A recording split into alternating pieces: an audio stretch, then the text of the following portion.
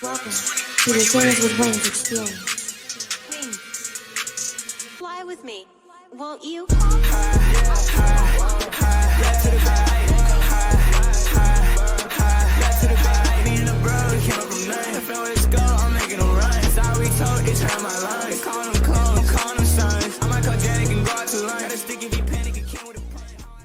Peace. What's good, guys? How's it going? Hope you guys are doing well. We are going to talk about and review NXT Vengeance Day. It's not going to be a long review, and I will talk a little bit about the Cody Rhodes situation that has taken the wrestling world by storm for the last 24 to 48 hours.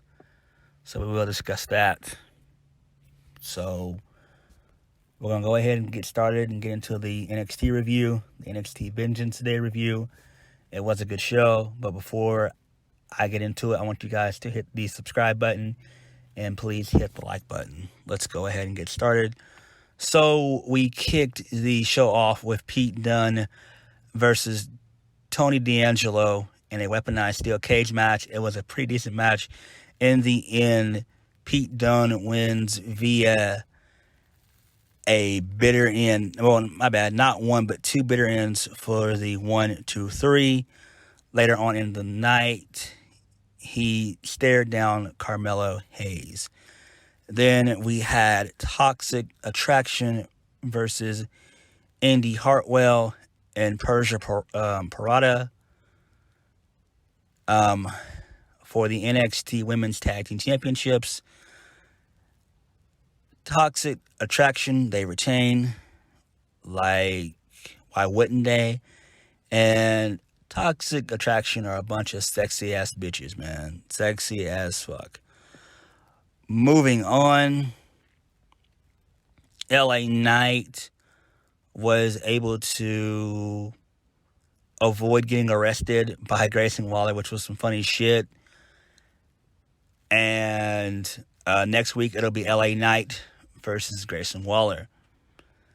Moving on, Carmelo Hayes versus Cameron Grimes for the NXT North American Championship. This was a very good match. These two gel fucking great together. This was a banger of a match. In the end, Carmelo Hayes wins via a leg drop. Moving on, we have the Creed Brothers versus MSK in the Dusty Classic Final. This was another fucking banger. Really good TV match. The Creed Brothers win. They advance. They've now won the Dusty Cup, and they will take on Imperium, who cut promos after the match. Then, as Gunther, a.k.a. Walter, it doesn't really matter what the fuck you call him, this is a fucking developmental, not a legit third brand anymore. So, Solo Sikoa stepped up, and we're going to have a feud, which should be interesting. And then the main event, Bron Breakker versus Santos Escobar for the NXT Championship. Bron Breakker wins via the Power Slam. And he also did a very badass fucking Goldberg-like spear. Goldberg being in his prime, that's what it was like to me. So it was some pretty good shit there. And then also Dolph Ziggler gets involved, as well as Tommaso Ciampa. So I think what they will do, what they're hinting towards, what they're trying to do, is we'll probably end up seeing a fatal four-way. That being Gunther, a.k.a. Walter, and Tommaso Ciampa, Dolph Ziggler, and Bron Breakker. I wouldn't be shocked if we see that at NXT Stand and Deliver during WrestleMania weekend. So this was a really good, solid show. They will be back on the USA Network next week. So let's discuss the Cody Rhodes situation. Cody Rhodes has been in talk with WWE, and I do believe it's legit. I don't think that we're being worked at all. I don't. People such as Alvarez and Meltzer, they've came out and said this is not a work.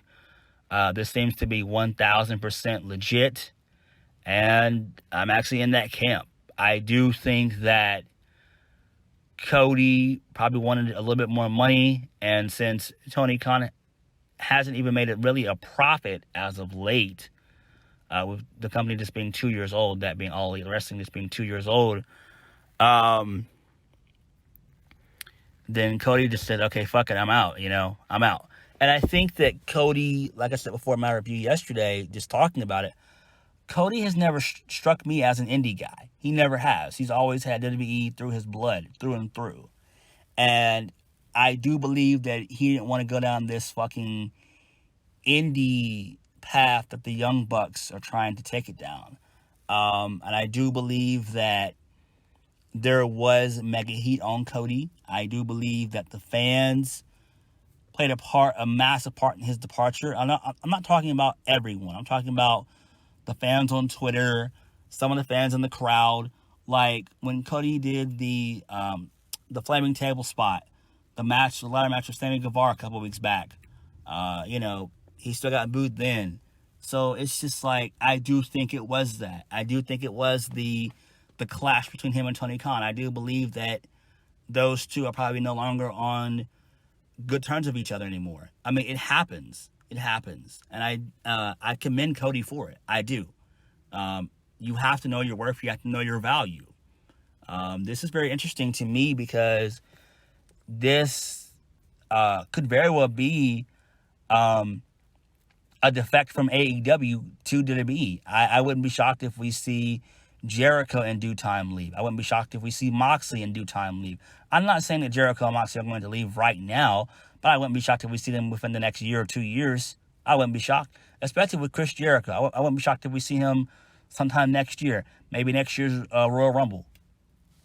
I just wouldn't be shocked. Remember, don't forget, Jericho posted that tweet. He had a picture of KO. With it being the 5-year anniversary of the Festival of Friendship. He tweeted out. He tweeted at Kevin Owens. So this is interesting. This is very, very interesting, and I do believe that this is not a work. I do believe this is 1,000% legit. This actually is a message to say, hey, look, everything in AEW is not gold. It's not. And I do believe that more people, more superstars will leave in due time. I do believe that. I mean, they have well over 100 plus wrestlers on their roster. So why wouldn't you have egos? Why wouldn't you have fights and discrepancies and all that? Why wouldn't you have that shit? I mean, that's what got the WWE in trouble when they were signing all this talent several years back, knowing that the bubble was going to burst, and it burst. And it's the same thing with AEW. Like, it's bursting now, and you're actually having a top guy, basically the face of the company, Cody Rhodes, leaving, saying, look, I'm out. I'm done. So there's my 2 cents on that. Again, thank you guys for watching. Please hit the like button, comment down below, and subscribe for more videos. So, we will go over Crown Jewel. That will be out Saturday. I'll be doing a review on that Saturday. So, in the afternoon, Saturday afternoon, you guys will get a review. No Surrender. That will be out Sunday. I will be doing a preview and predictions for Crown Jewel tomorrow. And then I will do my No Surrender preview and predictions. That will be with my Impact review on Friday. So I will catch you guys later. I'll catch you guys then. Peace out. Have a good one. Deuces.